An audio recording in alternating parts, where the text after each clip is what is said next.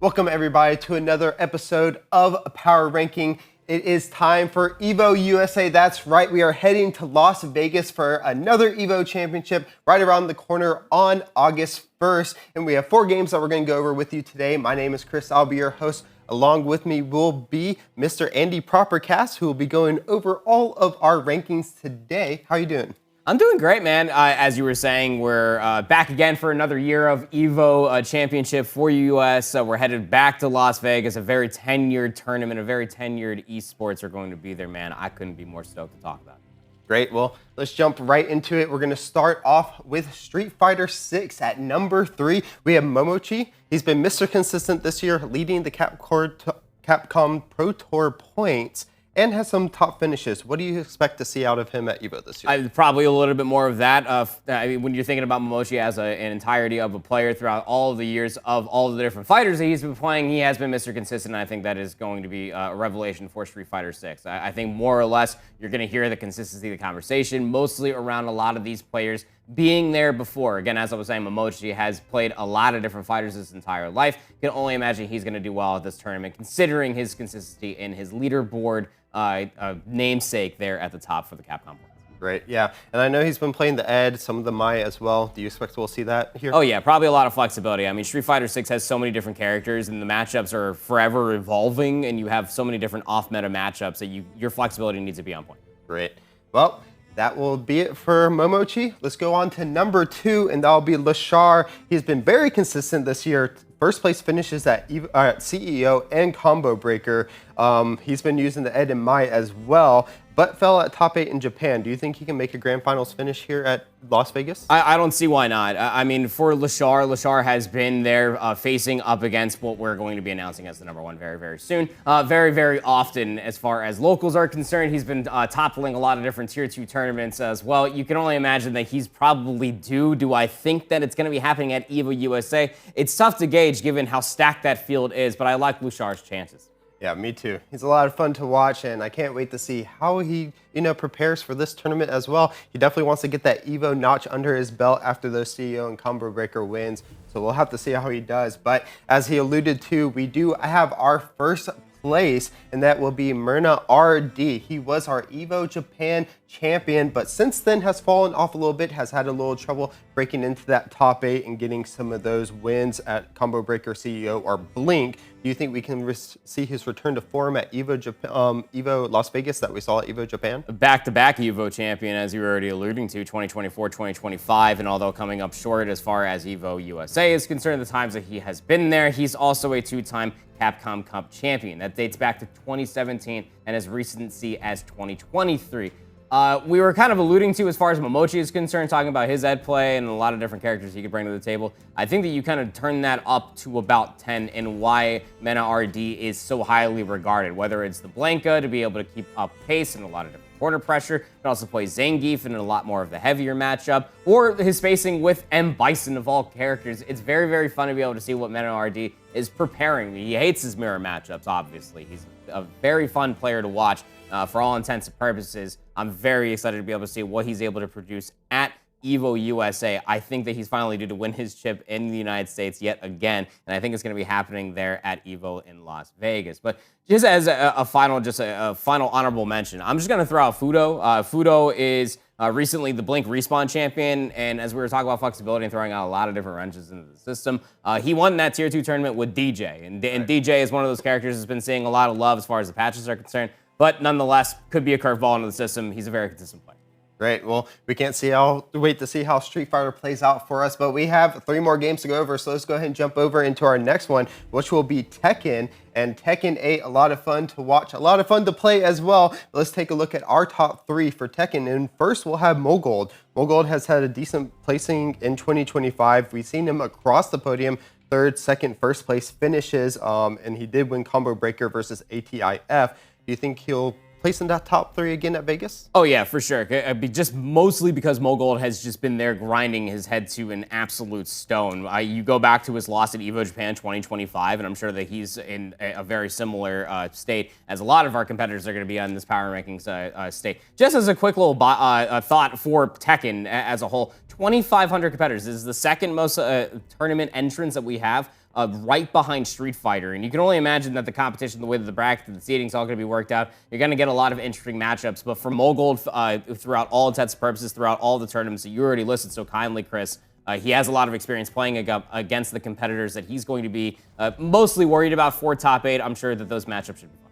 Yep, they sure will be. And, well, we'll have to see how he places, if he can maybe get another top 3 finish or maybe another first here at EVO Las Vegas. But let's go ahead and jump into number 2, and that will be Nii. Nii has done a great job at the beginning of the year, falling off a little bit, was our EVO 2025 Japan champion, especially playing that Brian. Do you think we can see a back-to-back EVO championship for him? Yeah, I think that's probably why I actually put Nii as number 1. Just a little bit of a spoiler as far as my list is concerned. But look, Nii, it was a dominant win in EVO Japan 2025, and that's why we do still put Mogold underneath him. But it's how dominant that W truly was. And as you were talking about with Brian, he's able to keep everybody just absolutely on his toes. But internationally, hasn't really been doing too much. So you go back over towards CEO, you go back over towards EVO USA, the times that he has attended, hasn't really been there, which is why he still finds himself at 2nd. Yeah, so we'll have to see. As you heard here, number 1 for him, but our number 1 that we have right now is going to be Arslan Ash, our 2024 EVO USA champion, and he has had some mixed success as well in 2025. We did see top 8 finishes at Combo Breaker and CEO, and then a first place finish at Battle Arena. Do you think he can get his EVO USA back-to-back champion? I mean, maybe, because for all of the opposite reasons why we were just gassing up Nii, right? I mean, like Nii in Japan, absolute godlike, a very tenured player, always around the top 6, top 4 podium finishes as far as Tekken is concerned. But Arslan Ash has always been doing it that much better on the international stages. You already talked about the EVO Cup 2024 champion, or multiple EVO champion just at that, has been a force to be reckoned with in the Tekken scene at a lot of these international events. So I'm really liking his chances, although recency bias might be suggesting otherwise. He still finds himself on top of the list. Great. Well, we'll have to see how it is. I love Tekken. I'll be glued to my seat watching all of those games. But let's go ahead and jump into one Andy really likes, and this will be Fatal Fury City of Wolves. They recently came out in in April, and has seen a lot more of its tournament starting in May. So we don't have a very long list, but we have some very good names behind it. Starting with Finrich. Finrich has been had a really decent year, has been in 4 Tier 1 events, including a first place finish at the Brussels Challenge Major versus Goichi, and then runner-up versus Xiaohai at EVO Japan. What can we expect out of him at this event?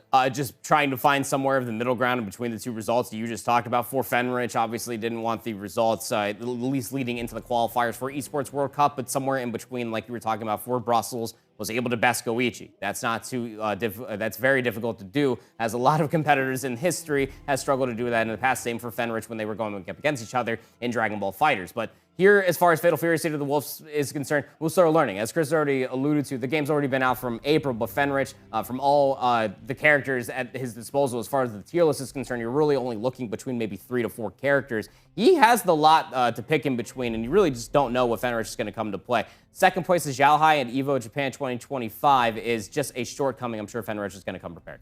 Yeah, we'll have to see. But speaking of Xiaohai, we had, some a little back and forth to figure out who we should put in second and first. This was really tough, but we do have Xiaohai in second for Fatal Fury.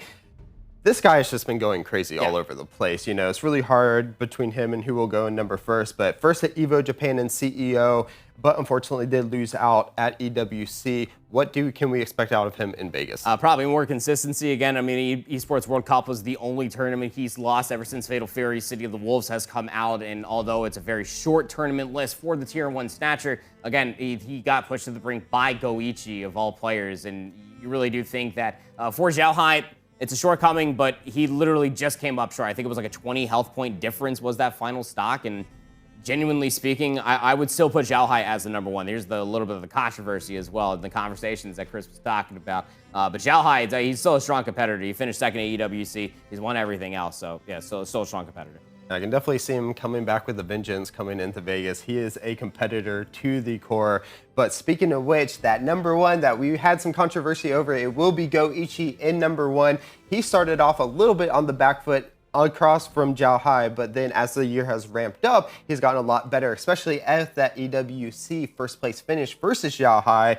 will he be able to go back-to-back in these major tournaments? I really like Goichi's chances just because the reasons why I was kind of gassing up all these different old head players is the same reason why we're going to gas up Goichi, or at least myself included again. He's been competing against some of the greatest players on that very stage in that venue for so many years. You go back to like Dragon Ball Fighters. I was talking about versus Fenrich, or number 3 on this list, but you also go back and you talk about his time spent versus Sonic Fox. That's a grueler. That's an absolute tester. He goes on ever since Dragon Ball Fighters kind of fell off the face of the earth, and then he finds himself in towards Fatal Fury City of the Wolves. He's been losing out to a lot of these close matchups. You talk about the second place Brussels versus Fenrich, still a very early stage for the game. He's been getting a lot of good flexibility, and his cane looks gross right now. That comeback, the way he was able to win versus Xiao Hai of all players at the Esports World Cup was legendary. His reactions, you almost want him on the grand final stage just to be able to see that, but you can see how much work he does put in behind the scenes. And